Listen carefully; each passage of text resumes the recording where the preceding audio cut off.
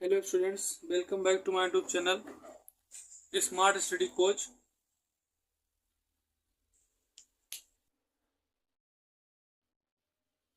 करते हैं वैद्युत क्षेत्र।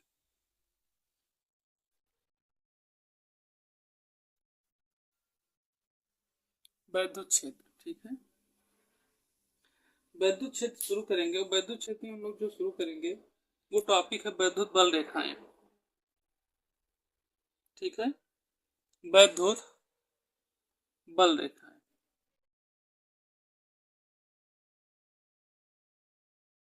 ठीक। वैद्युत बल रेखाएं हम लोग शुरू करेंगे तो सबसे पहली चीज हम लोग जानेंगे कि वैद्युत क्षेत्र या वैद्युत बल रेखाएं होती क्या है, ठीक है। इसके बारे में हम लोग समझेंगे।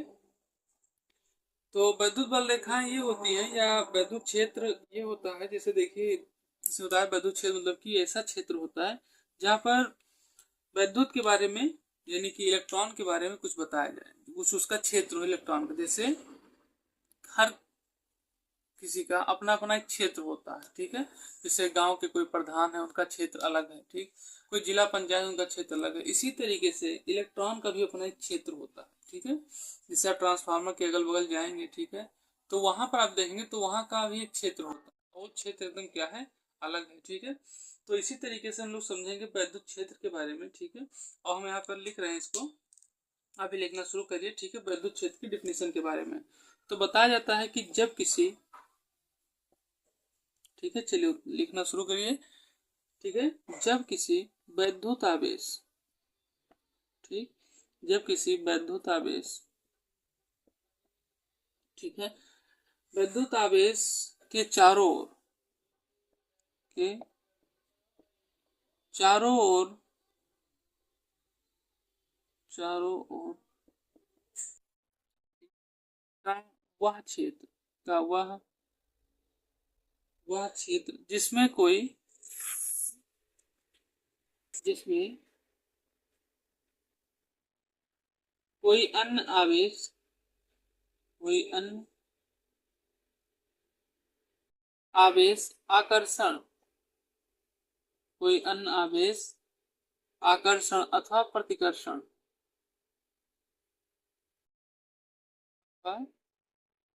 प्रतिकर्षण, ठीक, प्रतिकर्षण के बल का अनुभव करता है, प्रतिकर्षण के बल का अनुभव करता है, तो उसे क्या कहते हैं, वैद्युत क्षेत्र कहते हैं, वैद्युत क्षेत्र।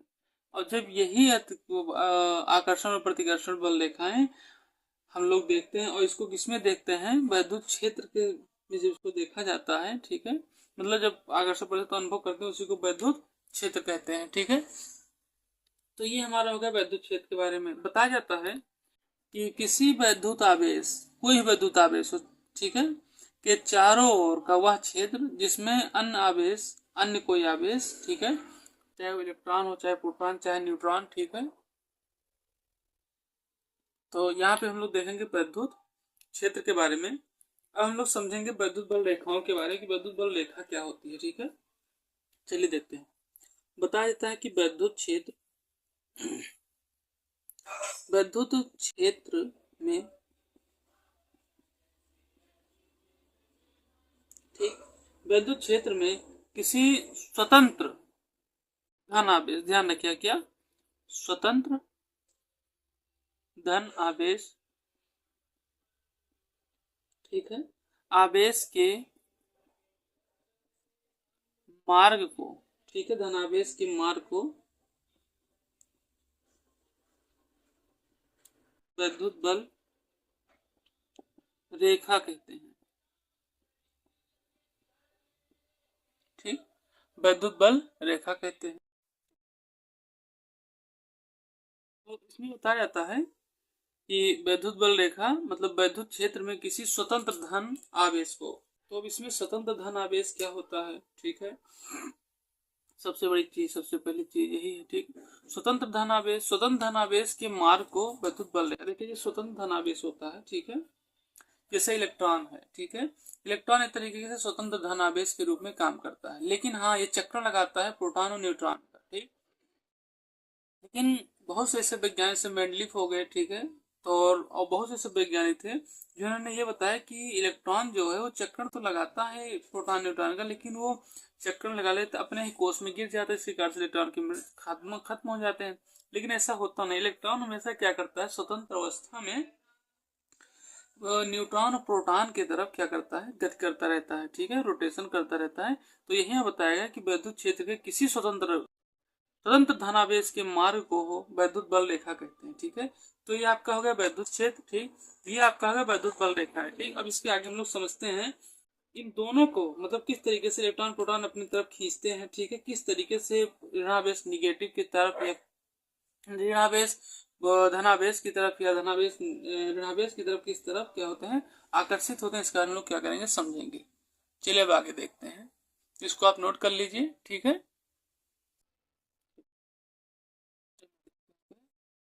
बताया जाता है कि वैद्युत क्षेत्र और वैद्युत बल रेखाओं में कुछ संबंध को बताया जाता है कि जब वैद्युत बल रेखा वैद्युत क्षेत्र में खींचा गया है, ठीक है, खींचा जाता है तो वह काल्पनिक निष्कोण वक्र होता है, ठीक है, जिस पर एकांक स्वतंत्रता और प्रतिता एकांक धनावेश पर चलता रहता है, ठीक। इसको हम लोग समझेंगे क्या बता रहा है यहाँ पर, ठीक। देखिए बताया जाता है कि जब वैद्युत बल रेखा, ठीक है, जब वैद्युत बल रेखाएं वैद्युत क्षेत्र की तरफ चलना शुरू करती हैं, ठीक है, अभी हमने करता है कि वैद्युत बल रेखा वही होती है जो कि इलेक्ट्रॉन मुक्त हो, स्वतंत्र हो, या फिर ठीक है कोई इलेक्ट्रॉन क्या हो, स्वतंत्र हो, तब। और वैद्युत क्षेत्र वो होता है, ठीक है, अभी आपको बताया कि वैद्युत क्षेत्र होता है जो आवेश को प्रतिकर्षण, ठीक, प्रतिकर्षण और आकर्षण, ठीक, प्रतिकर्षण और आकर्षण दोनों तरीके से काम करे वहां पर, ठीक। तो यानी प्रतिकर्षण आकर्षण दोनों तरीके से काम भी करे, लेकिन इलेक्ट्रॉन हमेशा वहां पर क्या है, स्वतंत्र अवस्था में रहे, ठीक है। तो यहाँ बताया कि वो प्रतिकर्षण आकर्षण भी करे, लेकिन इलेक्ट्रॉन स्वतंत्र अवस्था में रहे, तब उसके द्वारा जो इलेक्ट्रॉन खींचा जाएगा वो एक तरीके से निष्कोण वक्र है, जिसका स्वतंत्र अवस्था से पृथ्वी के एकांक धनावेश पर चलता रहता है। कैसे समझे, देखिए जब इलेक्ट्रॉन चलता है, ठीक है, या इलेक्ट्रॉन मान लीजिए नाभिक में राउंड लगाता है, ठीक है, तो प्रोटॉन और न्यूट्रॉन बीच में रहा करते हैं, तो ऐसे इलेक्ट्रॉन चक्रण करता रहता है, ठीक। तो बताया था कि जो प्रतिकर्षण आकर्षण, जैसे आप समझिए आकर्षण से यहाँ बता रहे हैं कि जैसे इलेक्ट्रॉन के घर्षण से, ठीक है, चुंबकीय बल पैदा होता है, ध्यान रखिएगा, ठीक है, क्या पैदा होता है, चुंबकीय बल,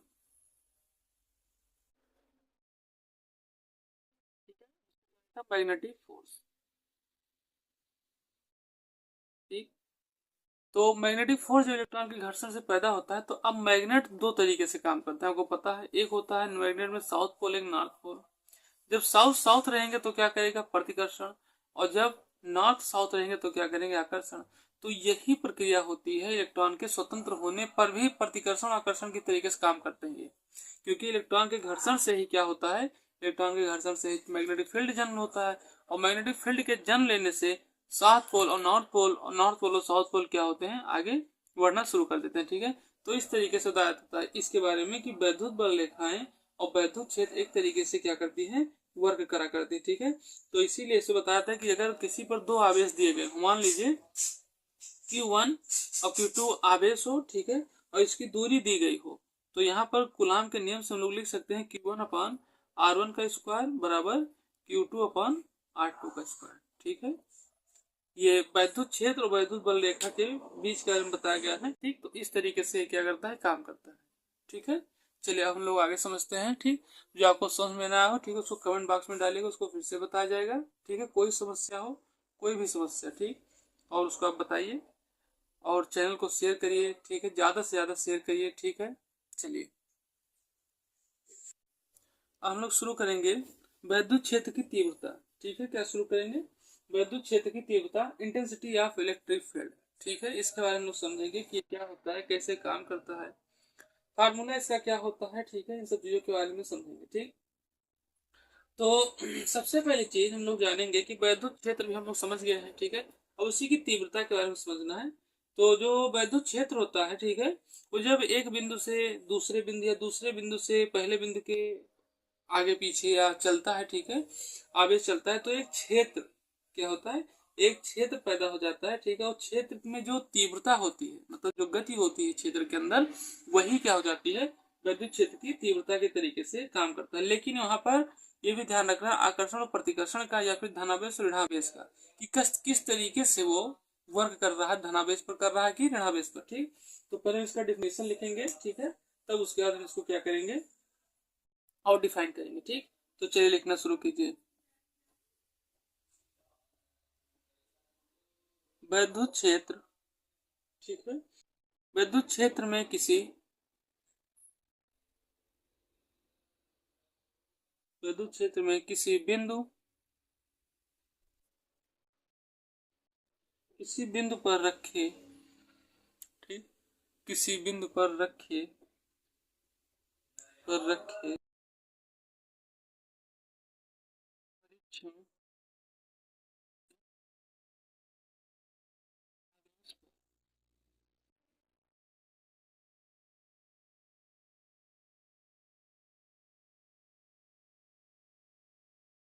पर लगने वाले आवेश पर लगने वाले बल तथा परीक्षण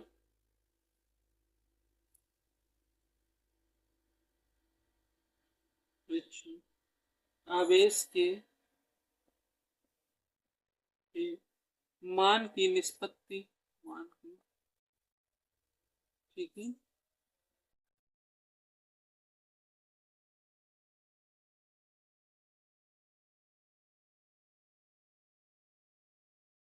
बिंदु पर विद्युत क्षेत्र की तीव्रता वेक्टर ई करते हैं, ठीक, वेक्टर ई,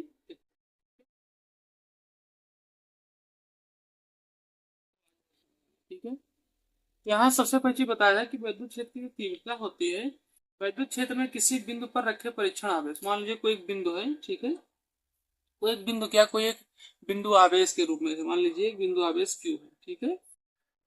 और बताया जा रहा है कि जब किसी बिंदु पर रखे परीक्षण आवेश पर लगने वाले बल, ठीक, ये जो आवेश है इस पर कोई बल लग रहा है, ठीक है, तथा परीक्षण आवेश के मान की निष्पत्ति को उस बिंदु का विद्युत क्षेत्र की तीव्रता कहते हैं, ठीक है। तो इस पे जो बल लग रहा है, इस पर आवेश पर जो बल लग रहा है, ठीक है, और बल लगने के बाद इसके आवेश पर जो कोई परिवर्तन हो रहा है, मान लीजिए इससे पहले देखिए हमने पता है इलेक्ट्रॉन का आवेश होता है 1.67 इंटू 10 की पावर माइनस 19 गुलाम, ठीक, ये इसका आवेश होता है। अब बताया कि अगर इसके मान में कोई परिवर्तन, ठीक है, अगर परिवर्तन या फिर कोई मतलब परिवर्तन किस तरीके, दो तरीके से होता है, ध्यान रखिए, एक में परिवर्तन तो बढ़ता है और एक परिवर्तन में घटता है। तो किस तरीके का परिवर्तन, ठीक है, अगर परिवर्तन बढ़ रहा है तो यहाँ पर गुलाम के आवेश में क्या होगा, धीरे धीरे बढ़ोतरी होगी, ठीक।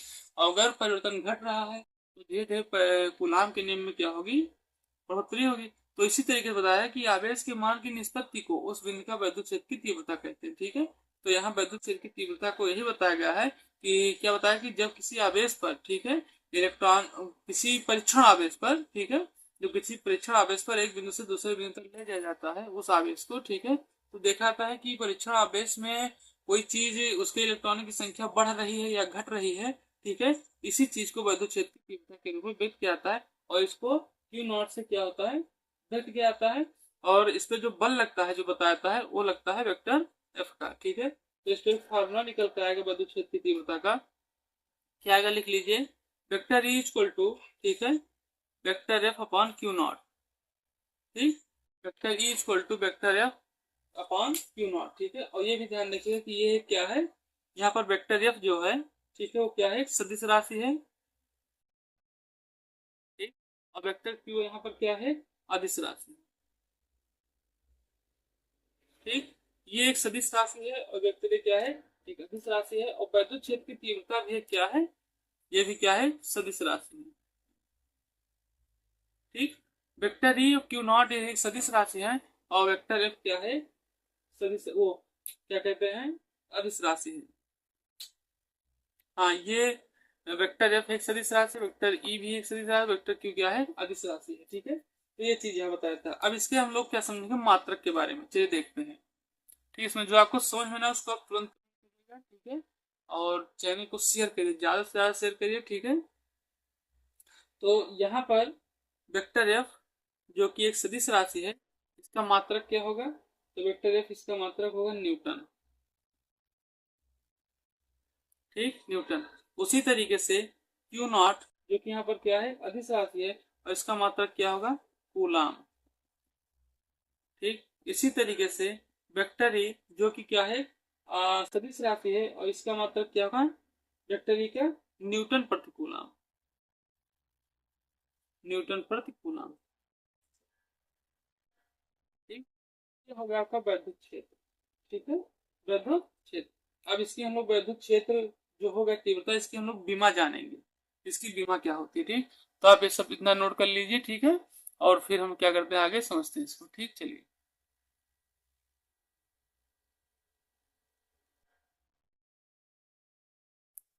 इसको आप सब नोट कर लीजिए, उसके बाद हम लोग आगे पुनः शुरू करते हैं।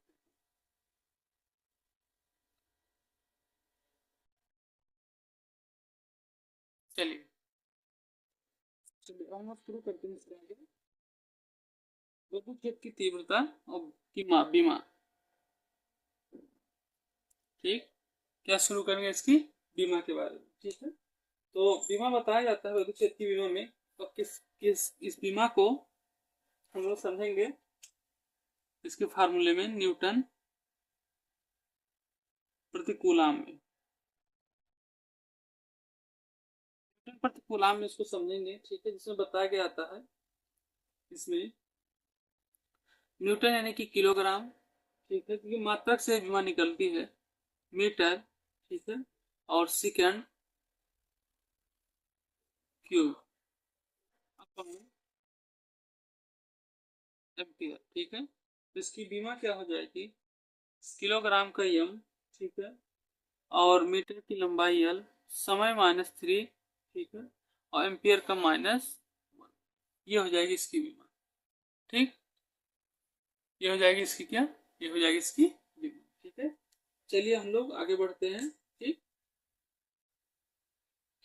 हम लोग अगला टॉपिक पढ़ेंगे। ठीक है, इसका नाम है, हेडिंग डालिए, अगला टॉपिक तो दूसरा 10वां 11वां टॉपिक जो हो। ठीक है, किसी बिंदु आवेश के कारण, किसी बिंदु आवेश के कारण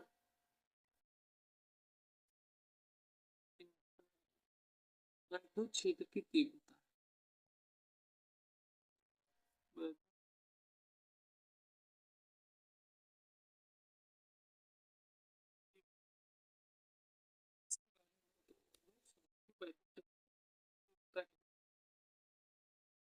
वैद्युत क्षेत्र की तीव्रता समझने के लिए, मतलब अभी तक हम लोग अच्छी समझे तीव्रता को। ठीक है, वैद्युत क्षेत्र की तीव्रता। अब इसमें जो फार्मूला दिया गया उसको हम लोग समझेंगे। ठीक है, तो इसको आप लोग शुरू करिए बनाना। तो प्लस क्यू आवेश, ठीक है, एक यहाँ प्लस क्यू आवेश दिया गया है, डेट डैश।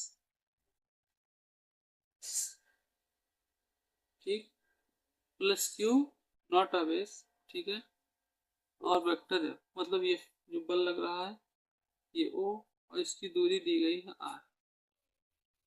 ठीक है, ये हो गया यहाँ पर। और अब इसको हम लोग क्या करेंगे, फार्मूले के हिसाब से इसको हल करना शुरू कर देंगे। चलिए देखते हैं। ठीक,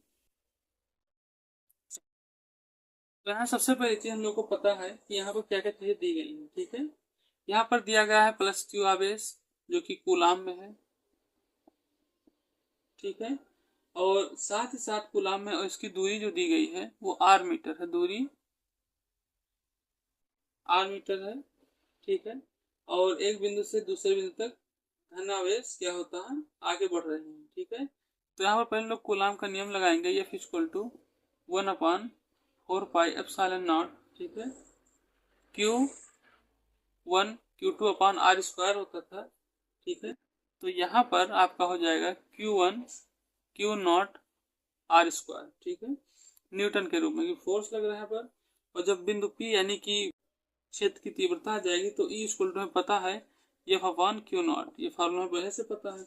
तो आपका हो जाएगा 1/4 पाई एप्सिलॉन नॉट के Q अपॉन R स्क्वायर, क्योंकि इससे कट जाएगा जब F की वैल्यू रखी जाएगी, ठीक है। क्या हो जाएगा, न्यूटन प्रति कूलम, ठीक। और इसका जो फार्मूला बन के आएगा E equal to Q upon 4 pi epsilon naught, ठीक है, Q upon R square newton प्रति कूलम, ये इसका फार्मूला बनकर आएगा, ठीक है। और बाकी हमें पता ही है कि 1/4 पाई एप्सिलॉन नॉट की वैल्यू कितनी होती है, ठीक है। और सारी चीजें हमें पता है, ठीक है, बता ही चुके हैं इसको। और ये हो गया आपकी किसी बिंदु आवेश के कारण विद्युत क्षेत्र की तीव्रता के बारे में क्या है फार्मूला, ठीक। अब इसके आगे हम लोग क्या करेंगे, टॉपिक को अगले लेक्चर में पढ़ेंगे, ठीक है। और जो आपको समझ में ना आया हो, ठीक, उसको आप कमेंट बॉक्स में भेजिएगा। और चैनल को शेयर और सब्सक्राइब और लाइक करिएगा, ठीक है, ज़्यादा से ज़्यादा शेयर करिए जिससे और लोगों का भी फायदा हो, ठीक है। Thank you.